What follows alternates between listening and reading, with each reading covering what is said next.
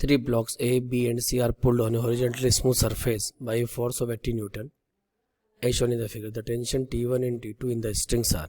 Okay. First of all, we will calculate the net acceleration of the system. आप जानते हो net driving force कितना हो गया 80 न्यूटन, बिकॉज ये टेंशन T1 T2 दोनों इंटरनल है, वो तो कैलकुलेशन में कट जाएगी. एंड टोटल मास कितना है 5 3 8 8 + 2 10, यानी नेट एक्सेलरेशन आ गया सिस्टम का 8 मीटर पर सेकेंड स्क्वायर. अब लास्ट वाले ब्लॉक को देखो आप ध्यान से. Only tension T1 is responsible for the motion of the 5 kilogram. और आप इक्वेशन जानते हो F = ma, तो यहाँ पे T1 की वैल्यू क्या लिखोगे 5 into acceleration. So T1 is given by 5 into 8, that is given by 40 Newton. तो अगर आप ध्यान से देखो तो यहीं पे आपका ऑप्शन 1 आ चुका है. Option 1 is the right answer of this problem.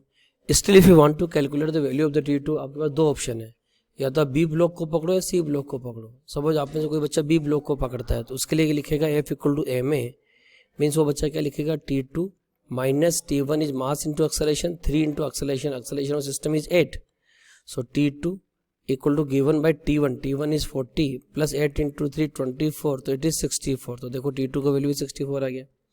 कोई बच्चा सी को पकड़ता है तो वो क्या लिखेगा सी के लिए वही F = ma, net driving force is given by 80 minus T2 is given by mass into acceleration 2 into 8.